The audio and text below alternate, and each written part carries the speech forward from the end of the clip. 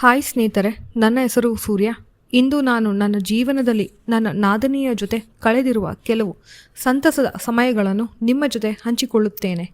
ನಾನು ಸಾಫ್ಟ್ವೇರ್ ಉದ್ಯೋಗಿ, ಪ್ರತಿಷ್ಠಿತ ಕಂಪನಿಯಲ್ಲಿ ಕೆಲಸ ಮಾಡುತ್ತಿದ್ದೇನೆ. ಅದಕ್ಕೆ ಬಹಳ ಕೆಲಸ, ಒಂದೊಂದು ಸತಿ ನೈಟ್ ಶಿಫ್ಟ್ ಕೂಡ ಇರುತ್ತೆ. ಬೆಂಗಳೂರು ಜೀವನ ಅಂದರೆ ನಿಮ್ಮೆಲ್ಲರಿಗೂ ತಿಳಿದೇ ಇದೆ ಎಷ್ಟು ಒತ್ತಡ ಇದೆ ಅಂತ.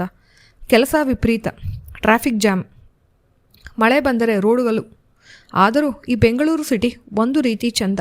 ಯಾಕಂದರೆ ಮುದ ನೀಡುವ ವಾತಾವರಣ, ಕಬ್ಬನ್ ಪಾರ್ಕ್ನಲ್ಲಿ ಇರುವ ಹಸಿರು ತುಂಬಿರುವ ಎಲೆಗಳು, ನಮಗೆ ಬೇಕಂತೆ ಸ್ವಚ್ಛಂದವಾಗಿ ಇರಬಹುದಾದಂಥ ನಗರವಿದು. ಇಂಥ ನಗರದಲ್ಲಿ ನಾನು ಇತ್ತೀಚೆಗಷ್ಟೇ ಮದುವೆಯಾಗಿ ನನ್ನ ಹೆಂಡತಿ 4 ತಿಂಗಳ ಗರ್ಭಿಣಿಯೂ ಹೌದು. ಆಕೆ ಮೊದಲು ಒಂದು ಆಫೀಸ್ನಲ್ಲಿ ಕೆಲಸ ಮಾಡುತ್ತಿದ್ದಳು. ಆದರೆ ಗರ್ಭಿಣಿಯಾದ ಮೇಲೆ ಕೆಲಸವನ್ನು ಬಿಟ್ಟು ಮನೆಯಲ್ಲಿ ವಿಶ್ರಾಂತಿ ಪಡೆಯುತ್ತಿದ್ದಾಳೆ. ನಾವಿಬ್ಬರೂ ತುಂಬ ಅನ್ಯೋನ್ಯವಾಗಿದ್ದೇವೆ, ಹೆಚ್ಚು ಪ್ರೀತಿಸುತ್ತೇವೆ. ಮತ್ತೆ ನಮ್ಮಿಬ್ಬರ ಮಧ್ಯೆ ಯಾವುದೇ ಭಿನ್ನಾಭಿಪ್ರಾಯವಿಲ್ಲ.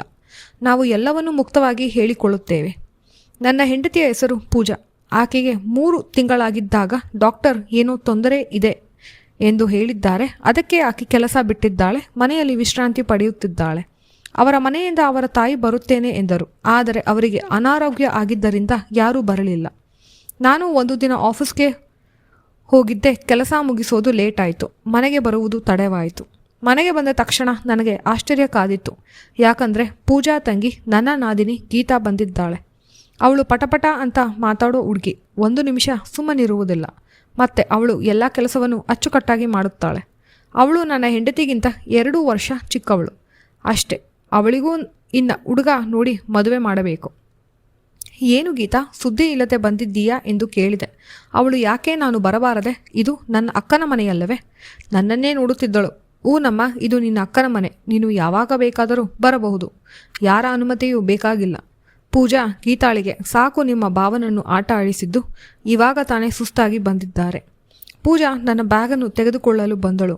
ಗೀತಾ, ಅಕ್ಕ ನಾನಿದ್ದೇನೆ, ನೀನಿನ್ನೂ ನೋಡಿಕೊಳ್ಳುತ್ತೇನೆ, ನೀನು ತೊಂದರೆ ತೆಗೆದುಕೊಳ್ಳಬೇಡ. ಗೀತಾ ನನ್ನ ಬ್ಯಾಗನ್ನು ತೆಗೆದುಕೊಂಡು ಒಳಗೆ ಹೋದಳು. ನಾನು ಕೈಕಾಲು ಮುಖ ತೊಳೆದುಕೊಂಡು ಊಟಕ್ಕೆ ಕೂತೆ. 3 ಒಟ್ಟಿಗೆ ಊಟ ಮಾಡಿದೆವು. ಗೀತಾನೇ ಅಡುಗೆ ಮಾಡಿದ್ದು ಅಂತ, ಅವಳು ಎಷ್ಟು ಚೆನ್ನಾಗಿ ಅಡುಗೆ ಮಾಡ್ತಾಳೆ ಅಂತ ನನಗೆ ಅವತ್ತೇ ಗೊತ್ತಾಗಿತ್ತು. ತುಂಬ ದಿನ ಆಗಿತ್ತು ನಮ್ಮ ಮನೆ ಇಷ್ಟು ಗಲಗಲ ಅಂತ ನಕ್ಕಿದ್ದು, ಖುಷಿಯಿಂದ ಇದ್ದಿದ್ದು. ರಾತ್ರಿ ನಾನು ಪೂಜಾಳಿಗೆ ಹೇಳಿದೆ, ಏನು ನಿನ್ನ ತಂಗಿ ಬಂದಿದ್ದಾಳೆ, ಅಮ್ಮ ಕಳಿಸಿದ್ದಾರೆ, ನಾನಂತೂ ಹೋಗೋಕ್ಕಾಗಲಿಲ್ಲ, ನೀನಾದರೂ ಹೋಗು ಎಂದು. ಹೋಗಲಿ ಬಿಡು, ನನಗೆ ನೀನು ಒಬ್ಬಳೇ ಮನೆಯಲ್ಲಿದ್ದರೆ ಭಯವಾಗುತ್ತಿರುತ್ತದೆ. ಅವಳು ಇರೋದ್ರಿಂದ ನನಗೂ ಸ್ವಲ್ಪ ಧೈರ್ಯ. ಪೂಜಾ ನನ್ನ ಹೆಗಲ ಮೇಲೆ ಮಲಗಿ ನಿದ್ರಿಸಿದಳು. ನನಗೆ ಅಂದು ರಾತ್ರಿ ತುಂಬ ಚೆನ್ನಾಗಿ ನಿದ್ದೆ ಬಂತು. ಯಾಕಂದರೆ ಹೊಟ್ಟೆ ತುಂಬ ತಿಂದಿದ್ದೆ. ಮರುದಿನ ಗೀತಾ ನಾನು ಆಫೀಸ್ ಹೋಗೋ ಮುಂಚೆನೇ ಎಲ್ಲ ಅಡುಗೆ ಮಾಡಿದ್ದಳು. ಮತ್ತು ನಾನು ಅವಳಿಗೆ ಎಲ್ಲೆಲ್ಲಿ ಏನು ಸಿಗುತ್ತೆ ಎಂದು ತೋರಿಸಿದೆ. ನೀನು ಅಕ್ಕನನ್ನು ನೋಡ್ಕೋ, ಒಬ್ಬಳೇ ಬಿಡಬೇಡ. ಆಯಿತು ಬಾವ, ನಿಮ್ಮ ಹೆಂಡತಿ ಜವಾಬ್ದಾರಿ ನನಗೆ, ನೀವು ನಿಶ್ಚಿಂತೆಯಿಂದ ಹೋಗಿ ಬನ್ನಿ. ನಾನು ಆಫೀಸ್ಗೆ ಹೋದ ಮೇಲೆ 1-2 ಅವರ್ ಆದಮೇಲೆ ಪೂಜಾಗೆ ಕಾಲ್ ಮಾಡಿದೆ, ಏನು ಮಾಡ್ತಿದ್ಯಾ ಅಂತ. ಪೂಜಾ ಈಗ ತಾನೇ ತಿಂಡಿ ಆಯಿತು, TV ನೋಡ್ತಾ ಕೂತಿದ್ದೇನೆ ಅಂದಳು. ನಾನು ಪೂಜಾಗೆ ಹೇಳಿದೆ, ಸಂಜೆ ಗೀತಾನ ಕರ್ಕೊಂಡು ಪಾರ್ಕ್ಗೆ ಹೋಗು ಎಂದು. ಇಬ್ಬರು ಅಕ್ಕ ತಂಗಿಯರು ಪಾರ್ಕ್ಗೆ ಹೋಗಿ ಬಂದಿದ್ದಾರೆ. ನನಗೆ ರಾತ್ರಿ ಮನೆಗೆ ಬಂದ ಮೇಲೆ ವರದಿ ಒಪ್ಪಿಸಿದರು. ರಾತ್ರಿ ಊಟ ಆದಮೇಲೆ ಪೂಜಾ ನನಗೆ ನಿದ್ರೆ ಬರ್ತಾ ಇದೆ ಅಂತ ಮಲಗೋಕೆ ಹೋದಳು. ನಾನು ಟೆರೆಸ್ನಲ್ಲಿ ಒಬ್ಬನೇ ಕೂತಿದ್ದೆ. ಗೀತಾ ಬಂದಳು. ಏನು ಗೀತಾ, ಇಲ್ಲಿವರೆಗೂ ಬಂತು ನಿನ್ನ ಓದು. ಬಾವ, ನಾನು ಕೆಲಸ ಹುಡುಕೋಕೆ ಬಂದಿದ್ದೇನೆ, ನಾನು ಕೆಲಸ ಮಾಡ್ತೀನಿ. ಆಯಿತು, ನಿನ್ನ ರೆಸ್ಯೂಮ್ ಕಳಿಸು, ಯಾವುದಾದರೂ ಒಪ್ಪುವುದಾದರೆ ನಿನಗೆ ಹೇಳುತ್ತೇನೆ. ನಾವಿಬ್ಬರು ನಮ್ಮ ಬಾಲ್ಯದ ದಿನಗಳ ಬಗ್ಗೆ ಮಾತನಾಡಿದೆವು. ಅವಳು ಮಾತನಾಡುತ್ತಾ, ಅಕ್ಕ ತುಂಬ ಲಕ್ಕಿ, ನಿಮ್ಮತ್ತ ಗಂಡ ಸಿಕ್ಕಿದ್ದಾರೆ, ನಿನಗೂ ಸಿಗುತ್ತಾರೆ, ಯೋಚನೆ ಮಾಡಬೇಡ. ನಿಮ್ಮ ಥರ ಎಲ್ಲಿ ಸಿಗ್ತಾರೆ ಬಾವ? ಅವಳ ಕಣ್ಣು ಯಾಕೋ ನನ್ನನ್ನೇ ನೋಡುತ್ತಿತ್ತು. ಆದರೆ ನೋಡುತ್ತಿರುವ ದೃಷ್ಟಿ ಬೇರೆ ಇತ್ತು. ನನಗೆ ಸ್ವಲ್ಪ ಸುಳಿವು ಸಿಕ್ಕಿತು. ಮರುದಿನ ಆಶ್ಚರ್ಯದಂತೆ ಅವರ ತಾಯಿಯೂ ಬಂದರು. ಪೂಜಾ ಮತ್ತು ಅವರ ತಾಯಿ ಡಾಕ್ಟರ್ ಹತ್ರ ಕಳಿಸಿದೆ. ಅಂದು ಜೋರು ಮಳೆ ಬರೋಕ್ಕೆ ಶುರುವಾಯಿತು. ನಾನು ಆಫೀಸ್ಗೆ ಹೋಗಲಾರದೆ ಮನೆಯಲ್ಲಿ ಉಳಿದೆ. ಆ ಮಳೆಯಿಂದ ನನಗೆ ಕೆಲಸ ಮಾಡಲು ಆಗಲಿಲ್ಲ. ಮನೆಯಲ್ಲಿ ನಾನು ಮತ್ತು ಗೀತಾ ಮಾತ್ರ ಇದ್ದುವೆ. ನಾನು ಪೂಜಾರಿಗೆ ಫೋನ್ ಮಾಡಿದೆ. ಇಬ್ಬರು ಹಾಸ್ಪಿಟಲ್ ತಲುಪಿದ್ದರು. ನನಗೆ ಸ್ವಲ್ಪ ನೆಮ್ಮದಿ ಆಯಿತು. ಯಾಕಂದರೆ ಅವರು ಹೊರಟಾಗ ಮಳೆ ಬರ್ತಿರಲಿಲ್ಲ. ಹೇಗೋ ಹಾಸ್ಪಿಟಲ್ನಲ್ಲಿ ಇದ್ದಾರಲ್ಲ ಅಂತ ನೆಮ್ಮದಿ ಆಯಿತು. ಗೀತಾ ಬಿಸಿ ಬಿಸಿ ಟೀ ಮಾಡಿ ಕೊಟ್ಟಳು.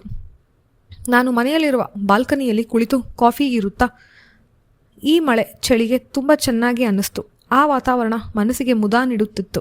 ಯಾವುದೇ ಕೆಲಸದ ಒತ್ತಡವಿರಲಿಲ್ಲ. ಎಷ್ಟು ನೆಮ್ಮದಿ ಅನ್ನಿಸ್ತಿತ್ತು. ಅದೇ ಸಮಯಕ್ಕೆ ಗೀತಾ ಬಂದಳು. ಅವಳ ನನ್ನ ಕೈಯನ್ನು ಹಿಡಿದು, ಬಾವಾ, ನನಗೆ ನಿಮ್ಮಿಂದ ಒಂದು ಉಪಕಾರ ಆಗಬೇಕು.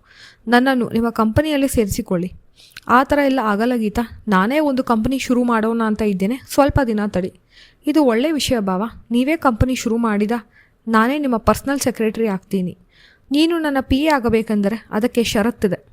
ನಿಮ್ಮ ಎಲ್ಲ ಷರತ್ತಿಗೂ ನನ್ನ ಒಪ್ಪಿಗೆ ಇದೆ ಬಾವಾ. ನೋಡು, ಮಾತು ಕೊಡೋ ಮುಂಚೆ ನೀನು ಯೋಚನೆ ಮಾಡಬೇಕು. ನಾನು ತುಂಬ ಇಷ್ಟಪಡುವ ವ್ಯಕ್ತಿ. ನೀವು ಏನೇ ಕೇಳಿದರೂ ನಾನು ಇಲ್ಲ ಅನ್ನಲ್ಲ. ನೋಡು ಗೀತಾ, ನನಗೆ ನಿನ್ನ ಅಕ್ಕ ಅಂದರೆ ಜಾಸ್ತಿ ಪ್ರೀತಿ. ಆದರೆ ಅವಳು ಗರ್ಭಿಣಿಯಾಗಿದ್ದರಿಂದ ನಾವಿಬ್ಬರು ದೂರ ಉಳಿದಿದ್ದೇವೆ. ಈ ವಿರಹ ನನಗೆ ತಡೆಯಲು ಆಗುತ್ತಿಲ್ಲ. ನನ್ನ ಮಾತು ಅವಳಿಗೆ ಅರ್ಥ ಆಯಿತು. ಅವಳು ತಲೆ ತಗ್ಗಿಸಿ ನಾಚುತ್ತಿದ್ದಳು. ನಾನು ಅವಳ ಭುಜದ ಮೇಲೆ ಕೈ ಇಟ್ಟಿದೆ. ಅವಳು ವಿರೋಧಿಸಲಿಲ್ಲ. ನಾಚಿಕೊಳ್ಳಬೇಡ ಗೀತಾ, ತಲೆ ಎತ್ತು. ಅವಳು ನನ್ನ ಕೈಯನ್ನು ತೆಗೆದು ಮನೆಯ ಒಳಗಡೆ ಓಡಿದಳು. ನಾನು ಅವಳ ಹಿಂದೆ ಹೋಗಿದೆ. ಅವಳು ಸೀದಾ ನನ್ನ ಬೆಡ್ರೂಮ್ಗೆ ಹೋದಳು. ಗೀತಾ, ನಿಲ್ಲು, ಓಡಬೇಡ. ಅವಳು ನಾಚಿ ಮಂಚದ ಮೇಲೆ ಕುಳಿತುಕೊಂಡಳು. ನನಗೆ ಈ ಜೋರು ಮಳೆ, ಈ ವಾತಾವರಣ, ಈ ಥಂಡಿ ಮನಸ್ಸನ್ನು ನಿಯಂತ್ರಿಸಿಕೊಳ್ಳಲು ಆಗಲಿಲ್ಲ. ನನ್ನ ಮನದಾಸೆಯನ್ನು ಆಕೆಗೆ ಹೇಳಿದೆ. ಅವಳು ಮನಸ್ಸು ಪೂರ್ತಿಯಾಗಿ ಒಪ್ಪಿದಳು. ಇಬ್ಬರೂ ಆ ಮಳೆಯಲ್ಲಿ ಆಲಿಕಳು ಬೀಳುವಂತೆ, ಗುಡುಗು ಮಿಂಚುಗಳ ಪರಿವೇ ಇಲ್ಲದಂತೆ, ಮಳೆ ಭೂಮಿಗೆ ಸೇರುವಂತೆ ನಾವಿಬ್ಬರು ನಮ್ಮ ಲೋಕದಲ್ಲಿ ಆನಂದದಿಂದ ವಿಹರಿಸಿದೆವು. ಇಬ್ಬರೂ ಹಾಗೆ ನಿದ್ರಿಸಿದೆವು. ನಾನು ಕಣ್ಣು ತೆರೆಯುವ ಮುಂಚೆ ಗೀತಾ ಎದ್ದು ಹೋಗಿ ಅಡುಗೆಯನ್ನು ಮಾಡಿ ಮುಗಿಸಿದ್ದಳು. ಮತ್ತು ಮಳೆ ಕಡಿಮೆಯಾಗಿ ಪೂಜಾ ಮತ್ತು ಅವರ ತಾಯಿ ಇಬ್ಬರು ಮನೆಗೆ ವಾಪಸ್ ಬಂದಿದ್ದರು. ನನಗೆ ಗೀತಾಳ ಮುಂದೆ ತಲೆ ಎತ್ತಿ ಮಾತನಾಡಲು ಆಗಲಿಲ್ಲ. ಪೂಜಾಳಿಗೆ ನಾನು ಏನು ಹೇಳಲಿ? ಅವಳು ನನ್ನ ಮೇಲೆ ಎಷ್ಟು ನಂಬಿಕೆ ಇಟ್ಟಿದ್ದಳು. ನಾನು ಅವಳಿಗೆ ಮೋಸ ಮಾಡಿದೆ. ಅಂದು ರಾತ್ರಿ ಎಲ್ಲರೂ ಮಲಗಿದ ಮೇಲೆ ನಾನು ಗೀತಾಳ ಬಳಿ ಕ್ಷಮೆ ಕೇಳಿದೆ. ನಾವು ಮಾಡಿದ್ದು ತಪ್ಪು. ಇನ್ನು ಮುಂದೆ ನಾವು ಈ ಥರ ಮಾಡಬಾರದು. ನಮ್ಮ ತಪ್ಪನ್ನು ಕ್ಷಮಿಸೋಕೆ ಸಾಧ್ಯವೇ ಇಲ್ಲ ಗೀತಾ. ನಾನು ವಾಪಸ್ ಊರಿಗೆ ಹೋಗ್ತೇನೆ ಅಮ್ಮ ಜೊತೆ ಎಂದು ಮರುದಿನ ಅವಳ ತಾಯಿಯ ಜೊತೆ ಊರಿಗೆ ವಾಪಸ್ ಹೋದಳು. ಪೂಜಾ ಆರೋಗ್ಯವಾಗಿದ್ದಳು ಮತ್ತು ಕೆಲವು ತಿಂಗಳ ನಂತರ ನಮಗೆ ಒಂದು ಸುಂದರ ಹೆಣ್ಣು ಮಗುವಿನ ಜನನವಾಯಿತು. ಆ ಮಗುವಿನ ಮುಖವನ್ನು ನೋಡಿದ ಮೇಲೆ ನಾನು ಎಂಥ ಘೋರ ತಪ್ಪು ಮಾಡಿದೆ. ಪ್ರತಿಕ್ಷಣ ನಾನು ಮಾಡಿದ ತಪ್ಪೇ ನನಗೆ ಚುಚ್ಚುತ್ತಿತ್ತು. ನಾನು ತೀರ್ಮಾನ ಮಾಡಿದೆ, ಇವರನ್ನು ಸಾಯೋ ತನಕ ಕಣ್ಣಲ್ಲಿ ಕಣ್ಣಿಟ್ಟು ನೋಡ್ಕೋಬೇಕು ನಾನು. ಹೌದು, ಒಂದು ಕ್ಷಣ ತಪ್ಪಿದ ನೈತಿಕತೆ ನನ್ನ ಬುದ್ಧಿ ಇಂದು ಜೀವನ ಪರ್ಯಂತ ಪಶ್ಚಾತ್ತಾಪದ ಬೆಂಕಿಯಲ್ಲಿ ಬೇಯುವಂತೆ ಮಾಡಿತು. ಹೌದು ಸ್ನೇಹಿತರೆ, ನಾನು ಮಾಡಿದ್ದು ತಪ್ಪು. ಅದಕ್ಕೆ ಪಶ್ಚಾತ್ತಾಪ ಪಡುತ್ತಾ ಇದ್ದೀನಿ. ಈ ಕತೆ ನಿಮಗೆ ಇಷ್ಟವಾದರೆ ದಯವಿಟ್ಟು ವಿಡಿಯೋಗೆ ಲೈಕ್ ಮಾಡಿ ಮತ್ತು ಚಾನಲ್ಗೆ ಸಬ್ಸ್ಕ್ರೈಬ್ ಮಾಡಿ. ಧನ್ಯವಾದಗಳು.